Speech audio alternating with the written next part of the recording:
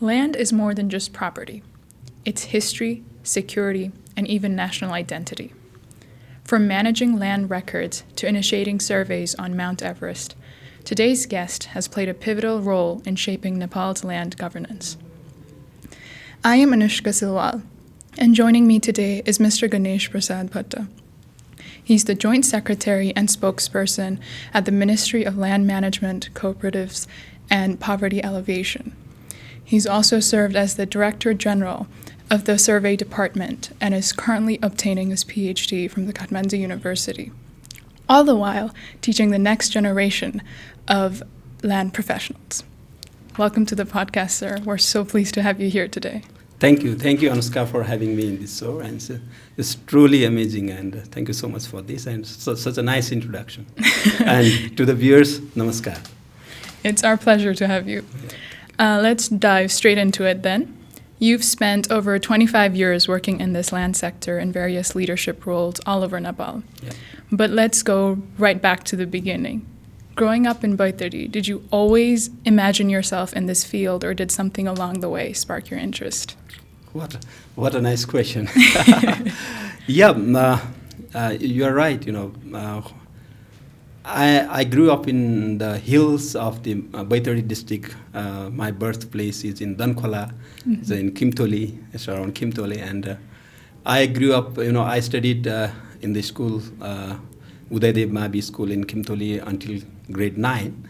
Okay. And, being a civil servant was a distant dream, during your childhood, your dream is always influenced by the others. Yes. What others expect from you. And during our, school days, BSc maths teacher was, having the most, respect in the villages. And so my dream was to be a BSc teacher, Oh, wow.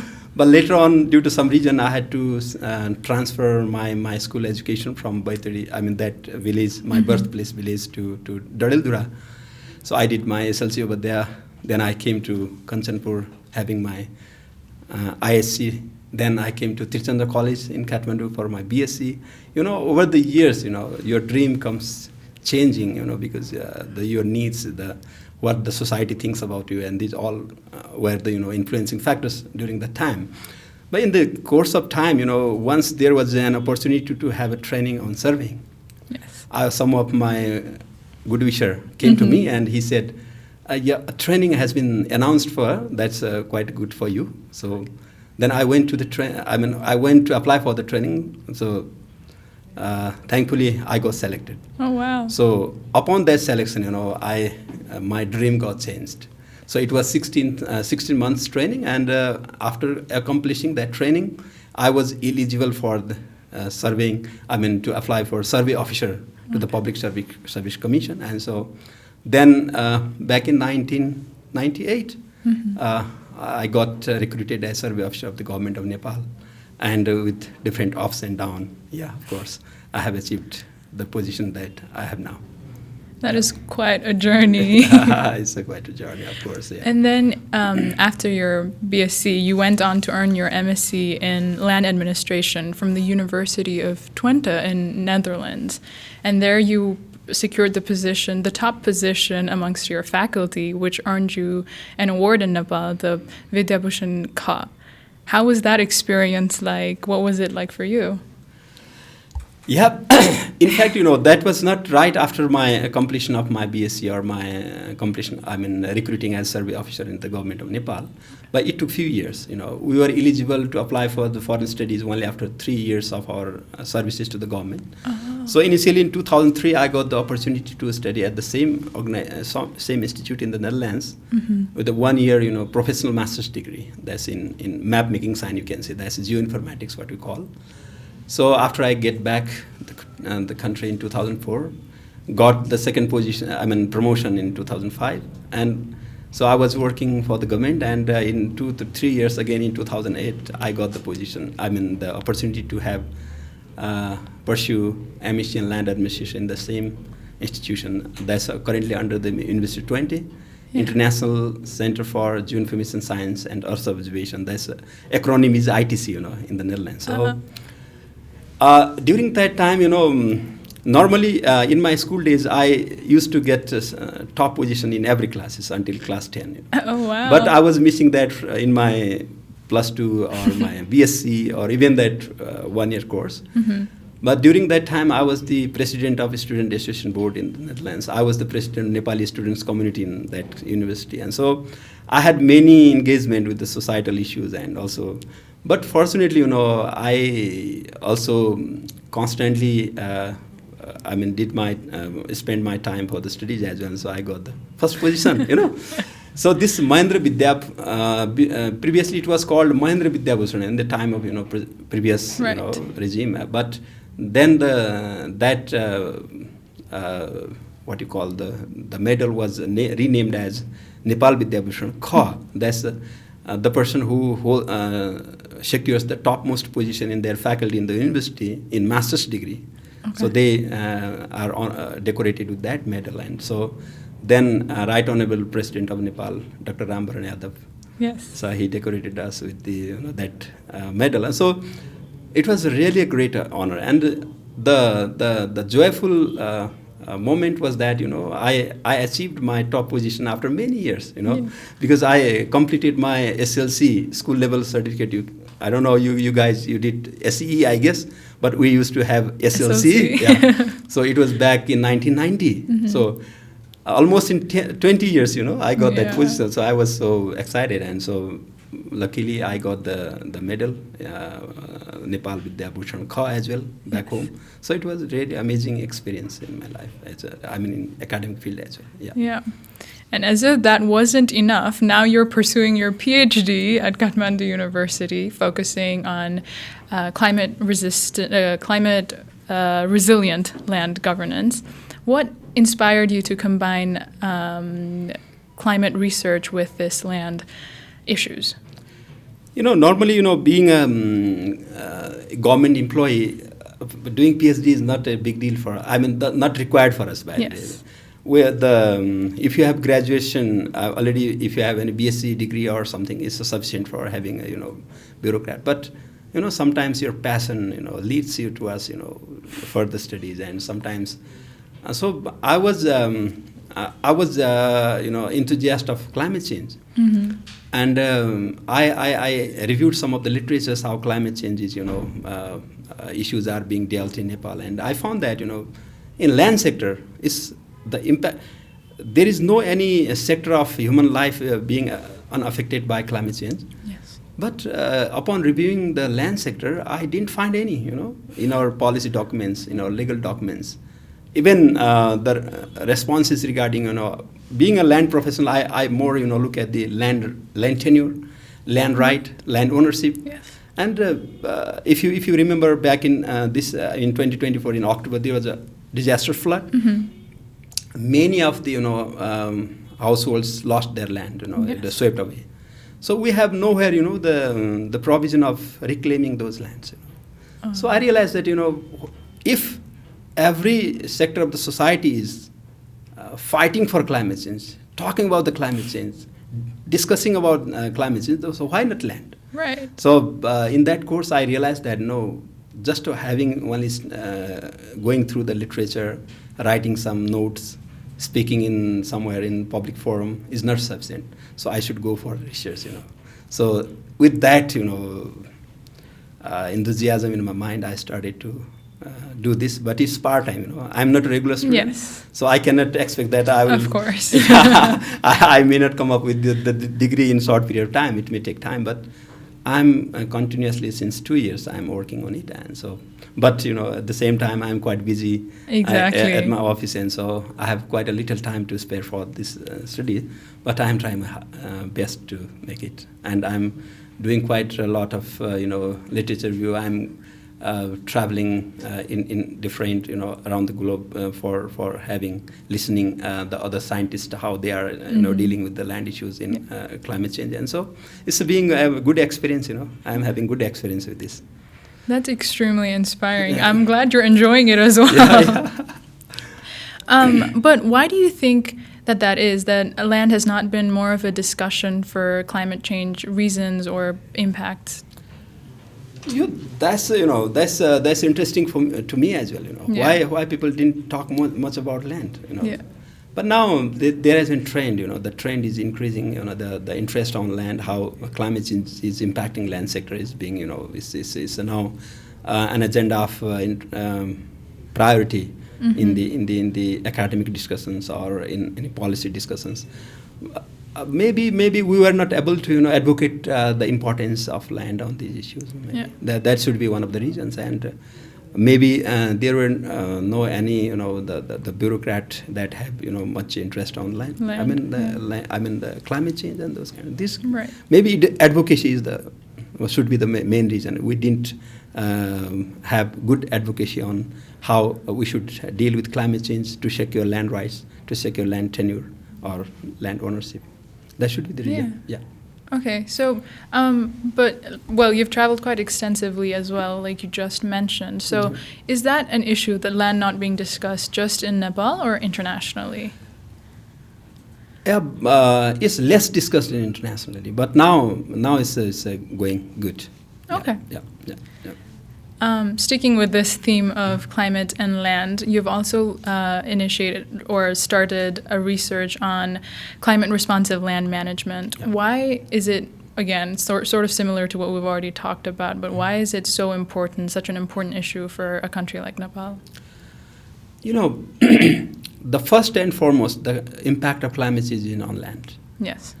If you do not secure the land rights of your people, if you do not secure the land tenure of your people, land tenure means not losing only your land. If you lose, open space, for example, in your area, so you will not have any place to, do your societal activities. So you will lose those kind of things. So we have to think of the land tenure of the people, land rights of the people, and I was reviewing the results of Melamchi flood.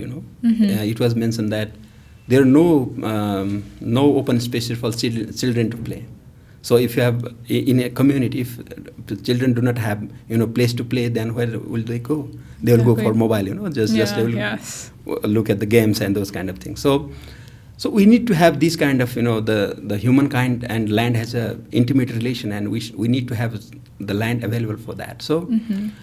So the idea behind my research is that how can we, cope with the impact that climate change is bringing with the land issues, and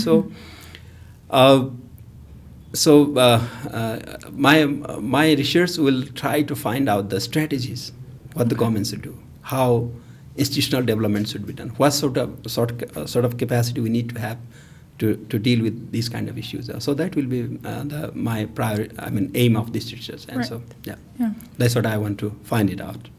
Of course, it's not complete, and you won't have any answers very soon. But at the moment, if you had to think of any policies or any things that the government can do to ready themselves for any climate-related land issues, what would they be? Yes, as you already mentioned that. Until the completion of my research, I may not have a good answer. But only what I want to say that at least our legal provisions or policy provisions should be there that should address immediately. They should have quick response if there has been an impact to the land, and so how to secure tenure and those kind of. It's a legal provision as well as we have to build the capacity. We have to build not only the capacity of the people working on this land, but also the communities. We have to how they can be adaptive with this kind of situation, and so that's what we have to do. And so my research will more focus on how different stakeholders need to deal with these climate change issues and how the governments should deal with these. What sort of strategies should be there, and so. I think somewhere around my research will come into that. Okay. Yeah. We'll be very excited to see what your research brings about. Especially, I think people in my generation are very into this climate change thing, so we're excited about that.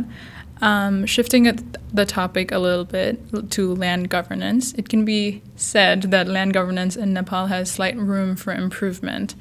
So what sort of reforms is the government looking into to bring about those improvements? Perhaps if you can enlighten us a little. Yeah.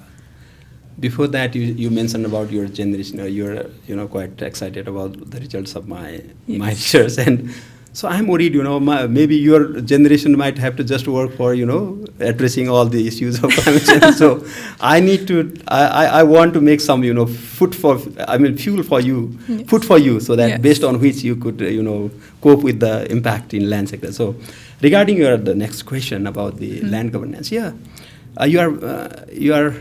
rightly said that there are enough room for improvement in land governance. So people are not happy with us. Yes. You are not happy if you go to any of our organization. You will see there's lots of people queuing over there for the services, and so most of them are unhappy. That's the main challenge for us. And so yes, there are enough room for that. And so basically the reasons behind these unhappiness is there are many aspects to be improved, like we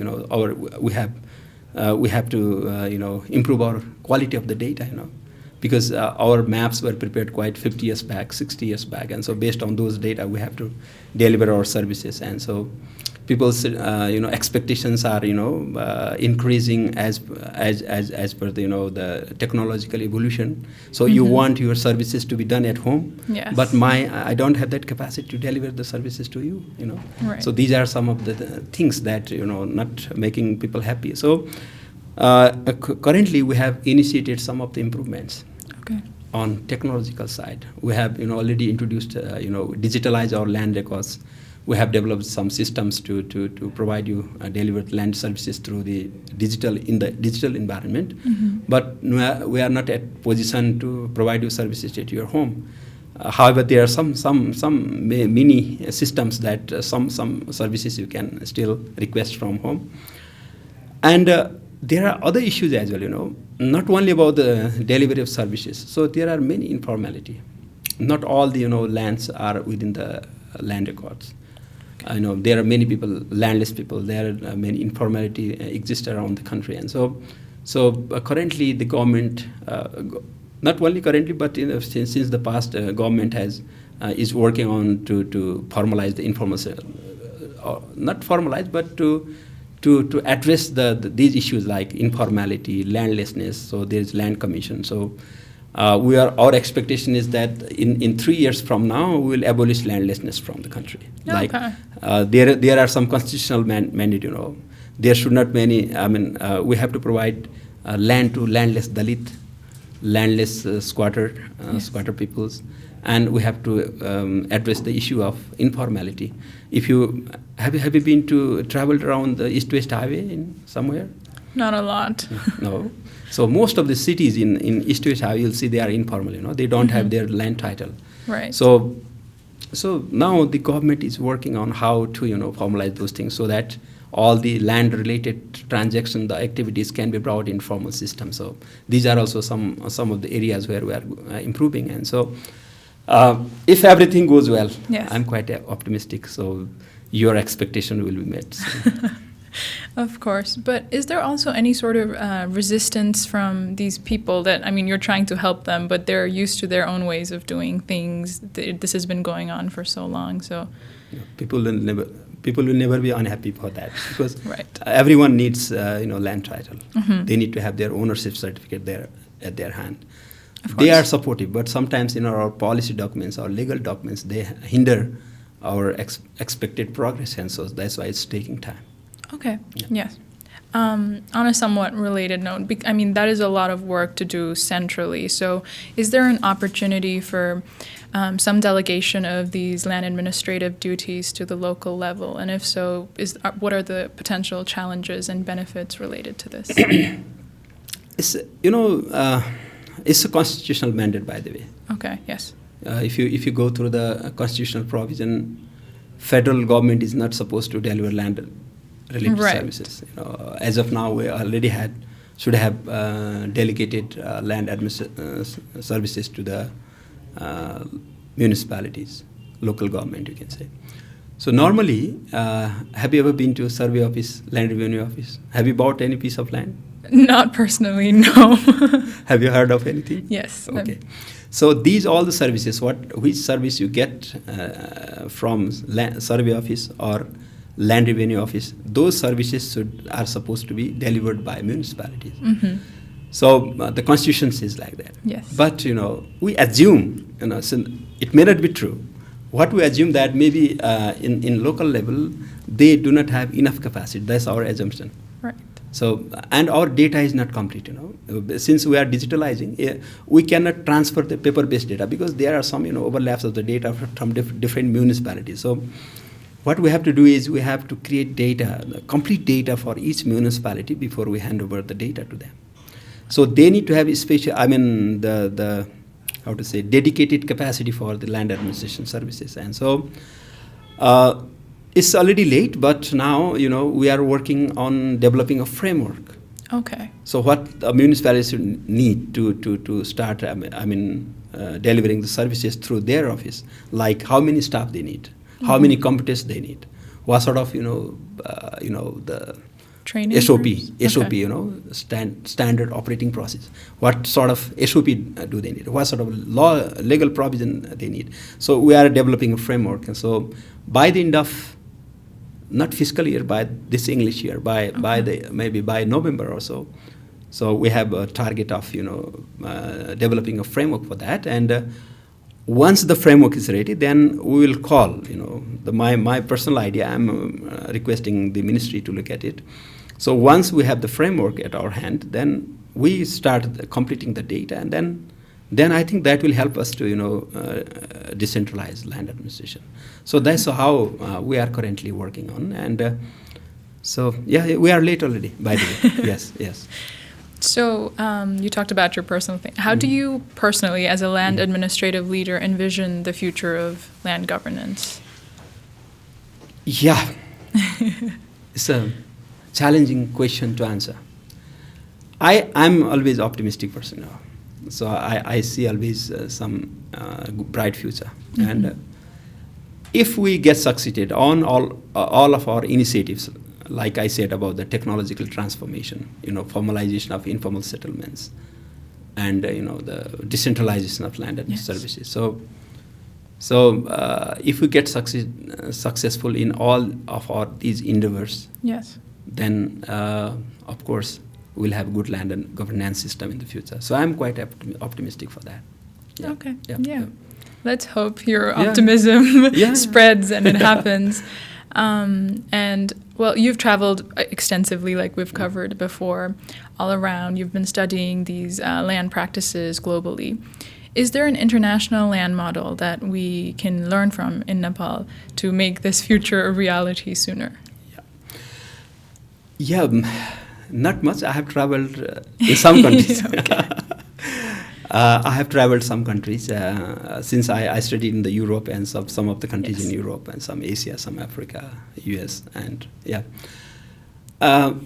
whatever we are currently doing is, we are reflecting what we learned from the international practices wherever we have visited, and we are trying to imitate the good practices from them. So since I studied in the Netherlands, and you will see, you can see my parcel over there. If I'm landowner there, and if you have your user ID in the system, then you can find my parcel. So you can look at how much is the market price of my parcel at this point of time. So we also there are many mainly in developed countries, they do have very robust land information system based on which they deliver services. They have very good valuation system. They will use different sort of layers, data layers. Not only your parcel. Behind that there will be a topographic map, aerial. We are sitting here this house, so there will be the aerial picture of this building in the background, so that you will easily identify the parcel about which you are dealing with. So these kind of land information systems and the way of delivering land services exist in developed countries, and so we are learning from them.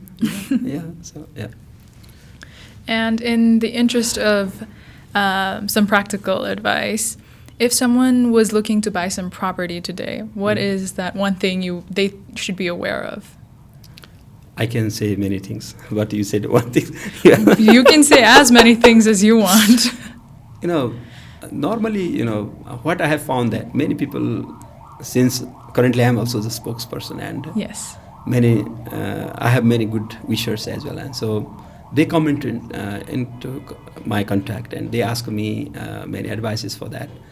Normally, what I found that if you go to the shop to buy something, so for example, if you have to buy, for example, 1 kilogram of maybe potato, so you will ask 3 shopkeepers how much the price is, Yeah.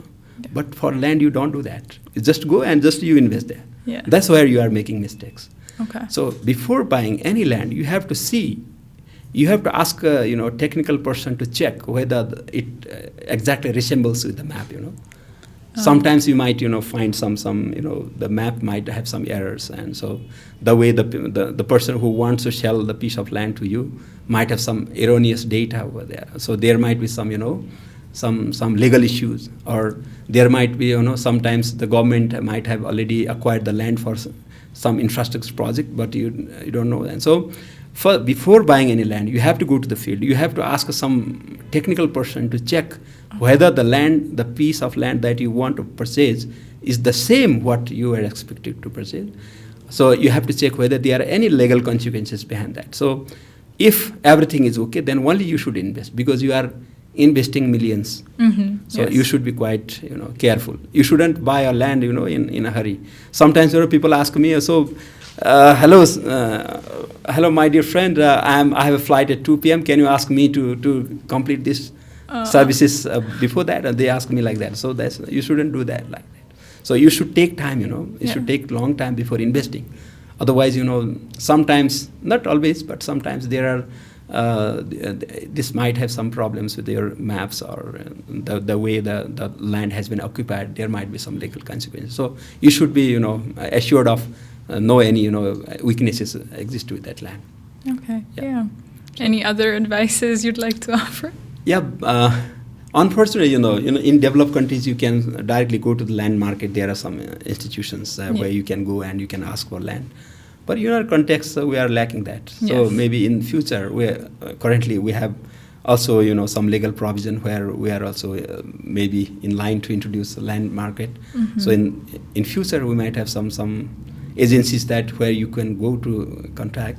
But at this point of time, we don't have these kind of things. But only what I want stress on that, you should go to the field. You should visit the field. You should ask your neighboring persons that how the land is this, and so you should go in group. Yeah. If you go alone, so people will they will not notice you. But if you go in group, then they will notice you why they have come. Right. So they will ask you why you are here, and so Yeah. you can say that we are here to purchase this land. So if there are any discrepancies or any weaknesses, so they can tell you, and so. Yeah. So I just want to be assured of there is no any weaknesses with the parcel. That's what I want to say. Yeah. And the digitization of land records should also help with that, correct? Yeah, digitization is a bit a different thing. Okay. Before digitization is a technical issue. So only what you should be assured that the map, the land parcel, what you wish to purchase should exactly be depicted in the map. Okay. So yes. the length, the Of width, course. so it should be the same Yeah. as in your map. So it should be delineated at the same position where the in the map is. That's what you have to first check it. Yes. So there also you have to look at the other the municipal standards. Whether you are this parcel is sufficient for constructing a house, or what sort of, if there are any limitations in future. Let me add one thing. Of course. In future, because currently we are also we have land use classification. We have categorized land based on for different uses. If a land parcel is categorized into agricultural area, agricultural zone, Yes. so you are not allowed to construct a house. Of course, yes. So then you should be. So Aware. if your intention to buy a land is to construct a house, so you shouldn't go for agricultural land. Yeah. It will be cheaper, but you cannot construct a house over there. So these are the issues you should keep in mind. Okay, yes, of course. So let's shift gears a little. Let's talk about the Everest remeasurement project. It's easily one of the most fascinating projects you've been a part of in your role as Director General at the Survey Department. There were so many countries that were interested in this, that wanted to do this, but you played a crucial role in ensuring that Nepal took the lead. Can you take us back to that moment? What was it like? How did you make it happen? Please tell us everything about it. I may feel nostalgic about this, Yes, of course. Yeah, it's a really a great. Sometimes I feel I review my past, my professional life, and so it is one of the projects that I will feel ever, in my life that I initiated this project. So Everest, thank you so much for diving deep into my profile. And Mount Everest was recognized as the highest peak that back in 1850s, almost 175 years back, I would say. Oh, wow. Yep. Or 175 years back. So we, if you go to any countries around the world, and if you have to introduce, you will say, I'm from the country of Mount Everest. Yes. You'll say, I'm from the country of Lord Buddha, Yes. We have two identities. Exactly. In general, we have two identities.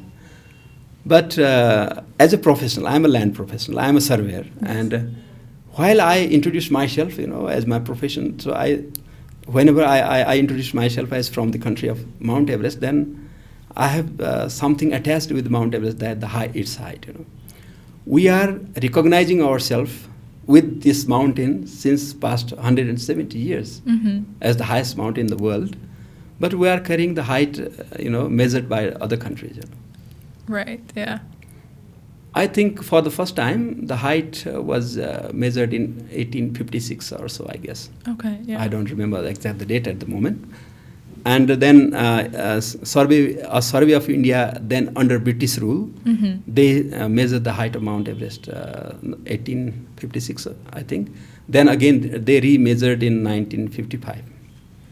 So then the height was confirmed that it is 8,848 meters. And so there are many expeditions where they resurveyed them, from like China, Italy, USA, different countries, the professionals from different countries, they did some measurements, and we never did that. And we once, I think during 1999 or so, one American professor came up with new height.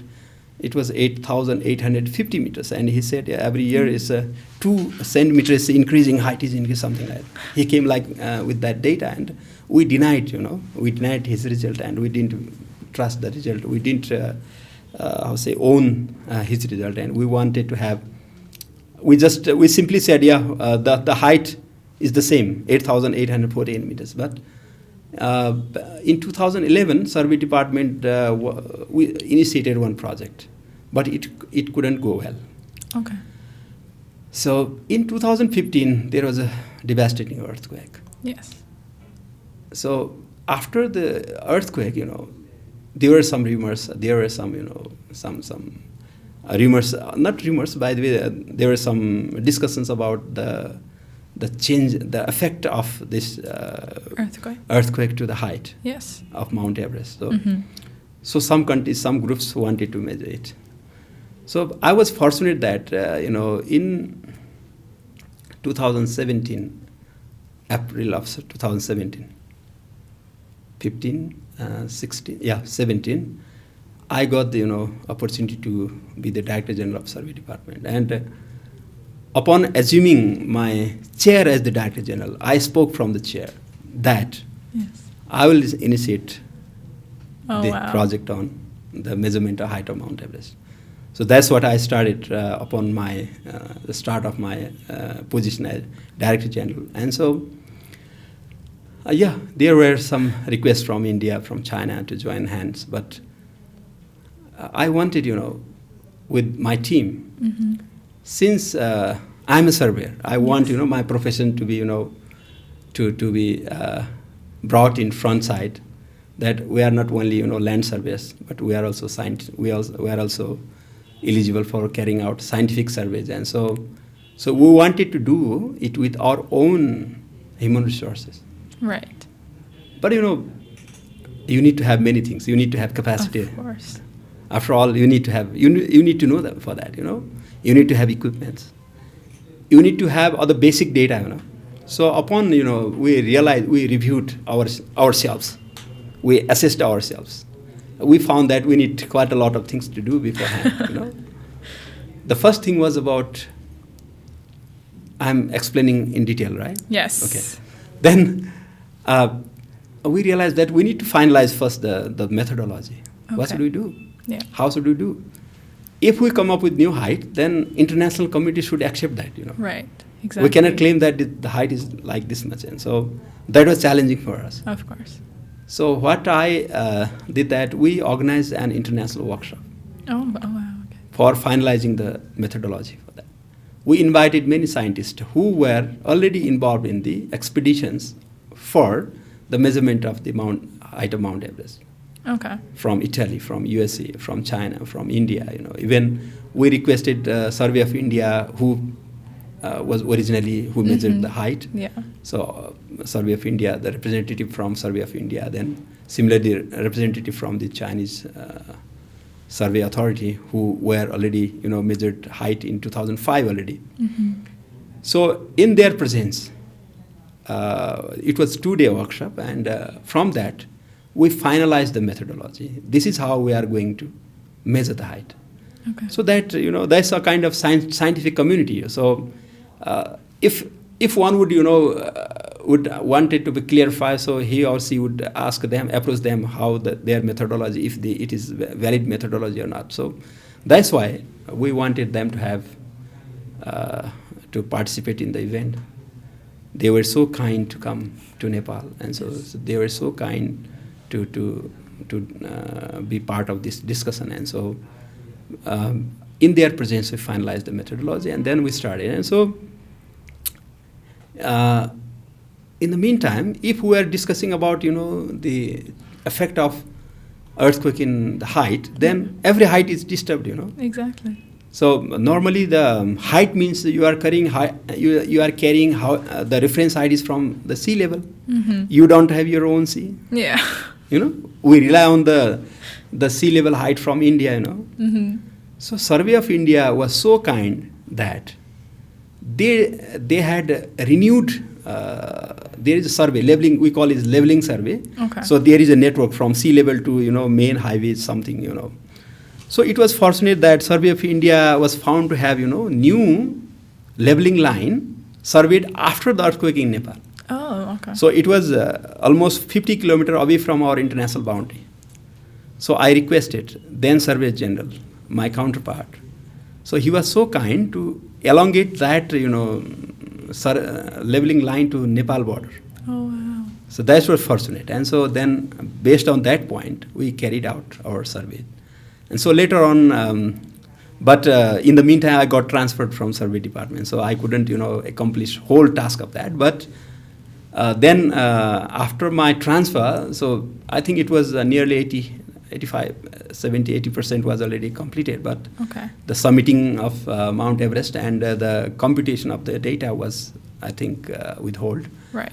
But later, the Chinese side also joined the mission, and so we jointly, the government of Nepal announced the new height. That's now plus 0.86 centimeter is added to the original height. So it is 8,848.86 meter. So that is how, I feel myself proud to initiate such a great project, I would say. Exactly. It was amazing. All for that 0.86 meters that made all the difference in the world. Yeah.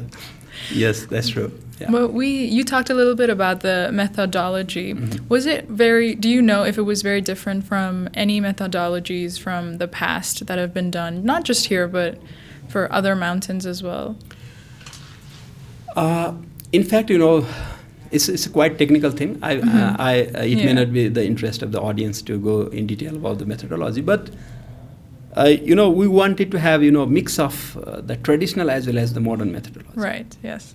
So we have surveyor who summited the Mount Everest, and they stayed there for GPS survey for a long time. So that was And that was one of the methods we chose. And in case we are not able to summit the Mount Everest, then we had the other methodology. Oh, okay.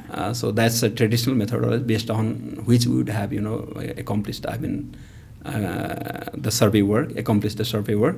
But we were fortunate that two of our survey officers were able to summit the peak. Mm-hmm. They stayed there for almost 1 and even more hours over there for GPS survey based on they took the data. And so that was, I think, well accepted methodology by the then scientists. Yeah. So we took that, yeah. Okay. So, beyond all this technical and scientific aspects, what did this mean for Nepal on a global stage, like this achievement? If you look at this measurement with the perspective of a common Nepali citizen, Mm-hmm. since you introduce yourself as the person from the country of Mount Everest, at least whatever information you do have Yes. associated to Mount Everest should be generated by your people. Yes. That's what I think. I I don't know agree. how people have perceived it, but being a surveying professional, I feel that people should have, feel proud of Yeah. being the height measured by its own people. It definitely is a moment of pride. Yeah. For this, with the common people's perspective. As a surveyor, Mm-hmm. I can talk to the international audience that I'm equally competent to do any kind of surveys. Exactly. Nepal is the country of diverse geography, and Mm-hmm. even in such diverse topography, you are able to carry out this kind of survey. So, at least we have heightened the goodwill of our profession in Nepal, I guess. Yeah. Thirdly, you have your own data. You can carry out scientific research in the future. Yeah. So we have not only the height data. We have in the background of that you have other data as well that can be of use of scientific research. Most importantly, many surveyors from survey department get capacitated with new technology Mm-hmm. because Yeah. you had to learn. Yeah. As I said in the beginning, when we assessed ourselves, Mm-hmm. we were lacking sufficient capacity for that. So many surveys got trained for that. So many surveys got the idea of computation scientific computation for the height measurement. So it has manifold, benefits. Yeah. I would say. Exactly. Do you think that brought like a sense of confidence in a lot of Nepali people that their government could do this, or so perhaps their country was capable of such things and competent? It's a bit challenging question. Okay. Why it's a challenge? Because I'm not sure if all people they have concern about the height of Mount Everest. Yeah. It's the height, the highest Yeah. top. It doesn't make any sense to measure it again. Even when I initiated this project, many people, I was going through the social media and I was saying many bad things about me. Oh. So because it was quite expensive, I said once, it will cost around 25 crores. Ah. And so one guy wrote, "Will your father give you that amount of money for that?" So there were some people, I think quite a less people have accepted that it should have done. Okay. But you have to, review yourself. Yeah. So how, it will affect yourself, Mm-hmm. whenever you will, in your generation, Yes. maybe Gen Z and even the future generation, when they will say that this height has been measured by the people from Nepal, so they will have different sense of proud, Yeah, exactly. So that's what I feel. I'm not sure. I may be biased, being initiator of this project. I may be biased, but I feel that people should feel proud of these kind of things, where your professional, your people Yeah. are capable of doing this challenging work. That's not only as a profession, but also in international community. Nepali people are capable of doing these kind of things. So that's enhances your pride, I guess. I 100% agree. Looking back at it, all of this, how would you personally like to remember that moment? You see, when there was the announcement of the height was being live through YouTube, and I was watching the announcement from Kailali, Oh, wow. Dhangadi. Yeah. Quite far away. Quite far away, and so that was, I cannot, even explain the happiness, the pleasure that I had at that moment of time, because that was accomplishment of my dream, and so for me it was unforgettable. It is unforgettable. I think if you ask me in your life what you did, and if you ask me only one, Yes. then I will say I initiated this project. It is quite an achievement as well. Yeah. Yeah, so many future generations are going to benefit from it. So Yeah. definitely quite an accomplishment and an inspiration, if Yeah. I might say so myself. Yeah. One thing, as we've been talking as well, I've noticed about you is that you're constantly smiling and you're quite happy. You have this aura of positivity around you. How do you maintain that balance and that happiness when you're working in such a challenging field? Thank you. Thank you so much for this perception. And I'm lucky that many people have this kind of impression. I don't know at home. I have to ask my wife and my children if they also feel the same. I don't know. But if I go out, many people have the same impression that you always feel smiling. Smiling, how it happens. So I'm lucky. I think it's by birth I have this kind of, and the most important thing that I take everything easy. Okay, yeah. If you are having backbiting on me, so I will never angry with you. I will just accept whatever you think of me. So I don't try to compete with others. Yeah. So I should compete with myself. So that's what I do have. And so whatever situation in your life comes in front of you, I just tolerate it. I just, I'm quite calm, and so I accept it. So, in life you have many ups and downs, so you have to come across all the kind of things. And so in the meantime, I'm also, I practice spirituality. Of course, yes. I cannot say I practice. I would say I practice, I go for meditation. I go to the temple. I worship every morning. So I chant mantras. Okay. Even I may not be able to concentrate during, but at least I practice. And so I have a faith on God and the God of miracle, I would say. Of course, yeah. So if you are not much, ambitious in your life, so I think happiness is with you.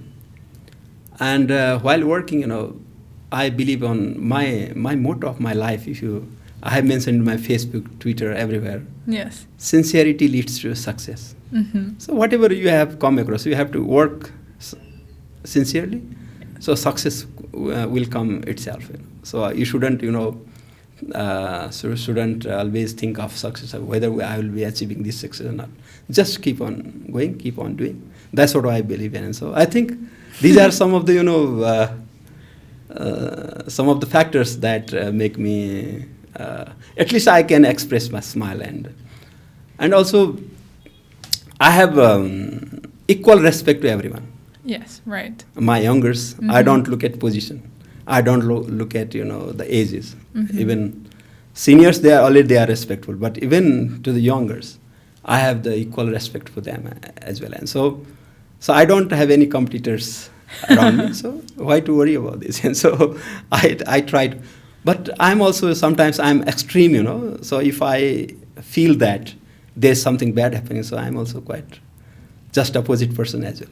Oh, okay. But no, if I feel angry with anybody, and if you see that, and so you will never believe that Ganesh is doing this kind of things. And so, but normally, yeah. So I like to be, calm and happy. Yeah. Yeah. So you mentioned meditation. Is there a specific technique you practice? Any advice for people that they might want to do in their daily lives as well? The problem is that I practiced in the past many techniques. So okay. I'm also Vipassana. I'm also a practitioner of Vipassana, Right. but very recently. Okay. So I'm smile meditation, the practitioner of smile meditation, by Adarsh Pradhan. Of course. Yeah. So he's my guru, and so I follow him as well.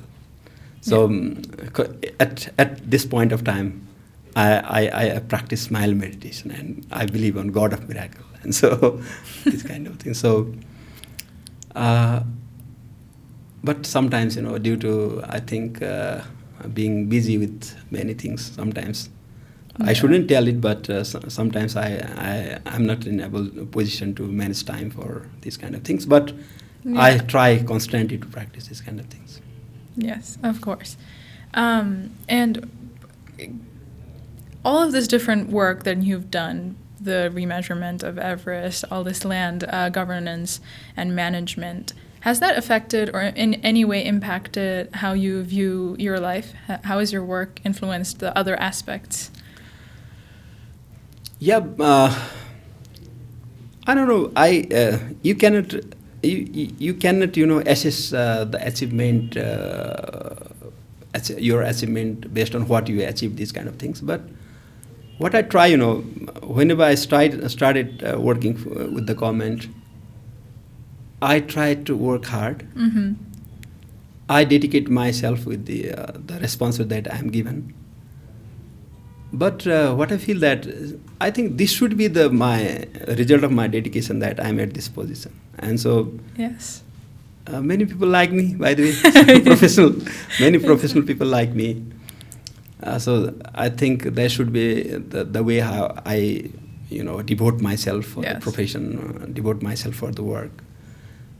By the way, I'm proud on my own. As you should be. You've achieved quite a lot. Yeah, that's how. So this would, and these all whatever I have achieved, you cannot, as I said in the beginning, you cannot measure what affected. I mean, what was the reason behind your achievement? Mm-hmm. So I think it's the accumulation of all your good deeds, I guess. Right. So try to keep on doing good deeds.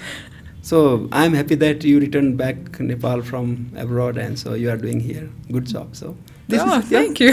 Yeah. So whenever I see young people, they are always smart. I expect that the young people should be smart, because the future is your hand, and so if you come back to home, and so if you try to find yourself in at home, so it will, motivate other youngsters to also to contribute for the country. So it's a good end. So talking to young people like you and young professionals, so I always feel so happy, and so that's also, sometimes makes you feeling happier. Yeah. And my last question to you, is there any advice you'd like to give either the younger generation, like you keep referring to, or even anyone trying to get into this land sector? I would advise the youngsters to stay at home. Okay, come back to Nepal.